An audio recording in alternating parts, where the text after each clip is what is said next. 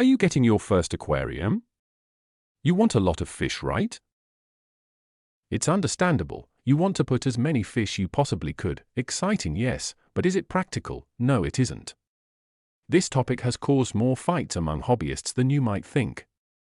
There is the famous 1 inch per gallon rule. I wouldn't say it's outdated, but it's the rule that keeps your fish in the safe zone. In other words, that rule plays it safe. Still, you must find out the aquarium's highest capacity. This considers the bioload, meaning how many fish are excreting waste compared to the volume of water. Let us put it this way. There are several factors to consider for you to decide how many fish the filtration system you have can handle. First, volume of your aquarium. Second, types of fish and their feeding schedule. And finally, the filtration system. For example, hobbyists who have African cichlids tanks usually overstock their tank. They do this because the more fish there are, the less bullying and dominance occur. They still create a hierarchy of their own. Yet, many keepers reported that it's best to stock them up. To compensate for the heavy bioload, high filtration systems, sumps, and canister filters are used. Another example, if you have a 10-gallon tank, which is about 40 liters, and you got guppies. Guppies don't like strong flow of water. A mechanical filter might not be their best choice in a small aquarium. In these cases, sponge filters are used. Beneficial bacteria can settle and multiply in and on the sponge filter. This ensures the nitrogen cycle you need. Yet, if you overstock the tank, ammonia will increase. This will lead to problems and diseases. The tank cycle will crash and a lot of unnecessary drama which you really don't want to deal with. So don't stock those up. The 1 inch per gallon rule is not so bad after all. It serves as a general guideline for beginners. This helps them keep their fish alive. Also, it's fine to start adding more fish once you know what you are doing. That way, you can handle more mechanical filtration and more water changes. The 1 inch, so you need to keep the balance of your little ecosystem. Your fish needs this balance too. Aquatic plants complete this ecosystem.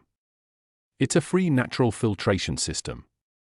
If you have carnivores or omnivores, turn your tank into a little jungle.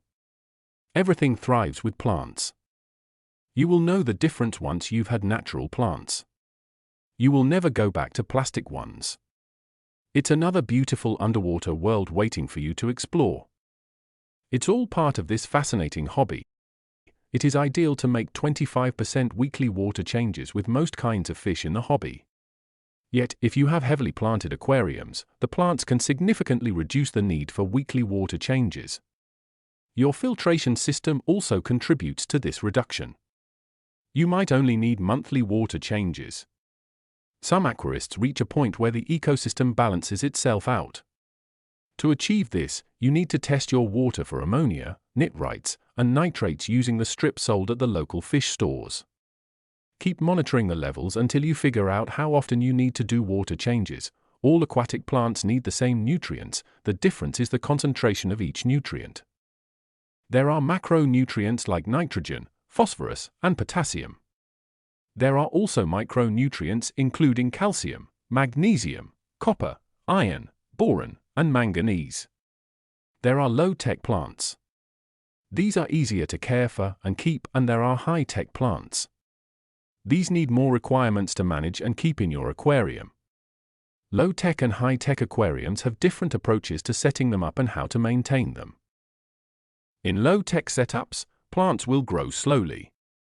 This growth requires less nutrients. It is ideal for beginner hobbyists. All you need is basic substrate, full-spectrum lights, and a filtration system. Since slower growth is expected, it requires less nutrients, less pruning, and less water changes than in a high-tech setup. High-tech aquariums use systems that include CO2 injections and lots of light, which significantly increase the rate of plant growth. This will also raise the demand for nutrients. In this setup, you have a nutrient dosing schedule because they will be used up much faster. Also, more frequent water changes could go up to at least weekly 50% water change. It is more work and maintenance than a low-tech planted aquarium. Plants vary greatly in their growth rate and nutritional needs. Liquid fertilizers are great and easy to use. They come with instructions for a recommended dosing schedule. Still, it's best to check the plants. Adjust the quantity and frequency of adding the fertilizer accordingly. Also, some plants will absorb more nutrients over the first few weeks. One last thing to consider is your aquarium's bioload. The more fish you have, the less you will need to use fertilizers. You need to understand something. Reaching that equilibrium or ecosystem balance where both your fish and plants are thriving requires a bit of work. Get comfortable with using test strips sold at the pet store. Do weekly tests to check your aquarium water parameters. You will eventually reach a point where you know what your aquarium needs. It could be 25% weekly water changes. Some may need only top-offs. Others will need 50% water changes for high-tech setups, and you will be able to figure out the ideal fertilizer's dosing schedule.